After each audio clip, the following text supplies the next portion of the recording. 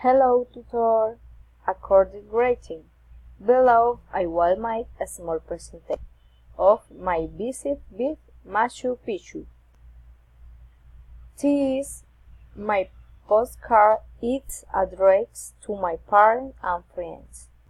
At the beginning, it tells you that I have already reached Peru and I am in the province of Urubamba.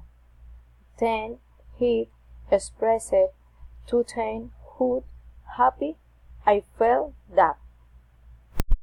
In the photo, I am in a high part of the mountain where you can see a great view of the beautiful wonder of Machu Picchu. And as you can see, there were some flies in the place. This spot makes me feel lucky. In addition, it is something that was built many years ago and still retains a lot of its structure.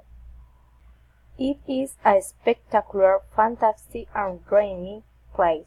It is a unique panorama to what I have seen to this day.